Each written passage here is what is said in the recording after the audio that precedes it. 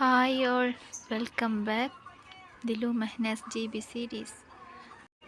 ഇന്ന് ഞാൻ വന്നത് നമ്മൾ ബേക്കറിയിൽ നിന്നൊക്കെ വാങ്ങിക്കുന്ന ഡയമണ്ട് കട്ടില്ല മധുരമുള്ള അതിൻ്റെ റെസിപ്പി ആയിട്ടാണ്.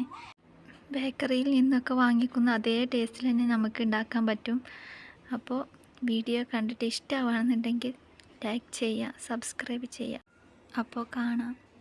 അതിനായി ആദ്യമായിട്ട് ഒരു ബൗൾ എടുത്ത് വെച്ചിട്ടുണ്ട്. അതിലേക്ക് 1 കപ്പ് മൈദ എടുക്കാം. മൈദ വെച്ചിട്ടാവുമ്പോഴാണ് നമ്മൾ ബേക്കറിയിൽ നിന്നൊക്കെ കിട്ടുന്ന അതേ ടേസ്റ്റ് തന്നെ കിട്ടുക. അപ്പോൾ കളറിന് വേണ്ടിയിട്ട് ഞാൻ കുറച്ച് മഞ്ഞൾപ്പൊടി ചേർത്തിന്, പിന്നെ ആവശ്യത്തിന് ഉപ്പും, പിന്നെ 2 ടേബിൾ സ്പൂൺ ഓയിലും ചേർത്തിട്ട് നമുക്ക് നന്നായിട്ട് തന്നെ മിക്സ് ചെയ്തെടുക്കാം. മിക്സ് ചെയ്യുമ്പോൾ ഓയിലൊക്കെ നന്നായിട്ട് പൊടിയിൽ പിടിക്കണം. അതുവരെ നമുക്ക് നന്നായിട്ട് മിക്സ് ചെയ്യണം. അങ്ങനെ നല്ലോണം മിക്സ് ആയതിനു ശേഷം നമുക്ക് വെള്ളം ഒഴിച്ചിട്ട് കുഴച്ചെടുക്കുക. ചപ്പാത്തി മാവൊക്കെ കുഴക്കുന്നത് പോലെ കുഴച്ചെടുത്താൽ മതി. കുറച്ചായിട്ട് വെള്ളം ചേർത്താൽ മതി. അപ്പം ഞാൻ ഇവിടെ സാദാ വെള്ളം തന്നെ കേട്ടോ യൂസ് ചെയ്തത്. സാദാ പച്ചവെള്ളം തന്നെയാണ് യൂസ് ചെയ്തത്. അങ്ങനെ നമുക്ക് നന്നായിട്ട് കുഴച്ചെടുക്കുക. നന്നായിട്ട് തന്നെ കുഴച്ചെടുക്കണം. കുഴച്ചെടുത്തതിന് ശേഷം നമുക്ക് ഓരോന്നും ഇതിന് ബോൾസാക്കി മാറ്റാം. ബോൾസാക്കി മാറ്റിയാൽ ഇത് ഡ്രൈ ആവാതിരിക്കാൻ വേണ്ടിയിട്ട് നമുക്കിതിനെ മൂടി വെക്കണം. അത് പരത്തിയെടുക്കാൻ വേണ്ടിയിട്ടൊന്ന് എളുപ്പമാവാൻ വേണ്ടിയിട്ടൊന്ന് പരത്തി വെച്ചിക്കണം. അപ്പോൾ നമുക്ക് ഡ്രൈ ആവാതിരിക്കാൻ വേണ്ടി മൂടി വെക്കാം. ഇനി ഓരോന്നെടുത്തിട്ട് അത് വീണ്ടും മൂടി വെച്ചിട്ട് നമുക്ക് പരത്തിയെടുക്കാം. നല്ലോണം ഫ്ലാറ്റായിട്ട് പരത്തണം. കഴിയുന്ന അത്രയ്ക്കും ഫ്ലാറ്റായിട്ട് തന്നെ പരത്തിയെടുക്കുക. അപ്പോൾ പരത്തുമ്പോൾ നമുക്ക് നല്ല നൈസായിട്ട് ഇതുപോലെ തന്നെ പരത്തിയെടുക്കുക. അപ്പോൾ ഇതാ ഞാൻ നല്ല നൈസായിട്ട് പരത്തിയെടുത്തിട്ടുണ്ട്. നമുക്ക് ഇതിനെ കട്ട് ചെയ്തെടുക്കുക.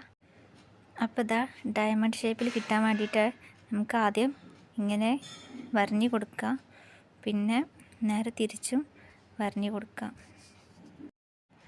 ഇതുപോലെ കട്ട് ചെയ്യുമ്പോൾ നമുക്ക് ഡയമണ്ട് ഷേപ്പിൽ തന്നെ കിട്ടും.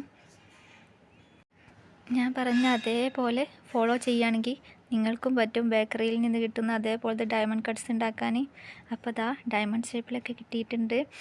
ഇനി നമുക്ക് ഓരോന്നിങ്ങനെ വെക്കാൻ വേണ്ടിയിട്ട് പ്ലേറ്റിൽ പൊടി തട്ടിയിട്ട് വെക്കാം, അല്ലെങ്കിൽ ഒട്ടിപ്പിടിക്കും. അതുകൊണ്ടാണ്.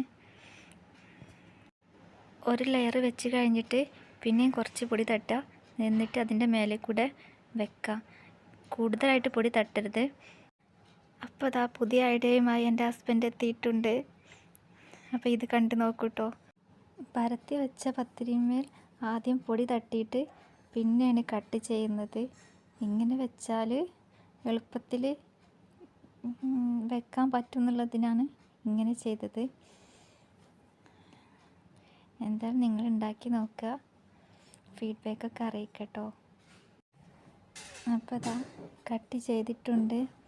ഇത് ഇങ്ങനെ കട്ട് ചെയ്യുമ്പോൾ നേരെ പ്ലേറ്റിക്ക് അങ്ങനെ ഇതുപോലെ ഇട്ട് കൊടുത്താൽ മതി. പൊടി തട്ടേണ്ട ആവശ്യമില്ല. ആദ്യം തന്നെ പൊടി തട്ടിയത് കൊണ്ട്. ഇനി നമുക്ക് ഫ്രൈ ചെയ്യാം. അതിനായി ഞാനൊരു ചീനച്ചട്ടി അടുപ്പത്ത് വെച്ചിട്ടുണ്ട്. അതിലേക്ക് ഫ്രൈ ചെയ്യാൻ ആവശ്യമായ ഓയിലൊഴിച്ച് നന്നായിട്ട് ചൂടായതിന് ശേഷം നമുക്ക് കുറച്ചായിട്ട് ഇട്ട് കൊടുക്കുക. ഫ്രൈ ചെയ്യുമ്പോൾ നല്ലോണം ശ്രദ്ധിക്കണം. നമ്മൾ മീഡിയം ഫ്ലെയിമിൽ വെച്ചിട്ട് ഇത് ഇട്ട് കൊടുക്കുക.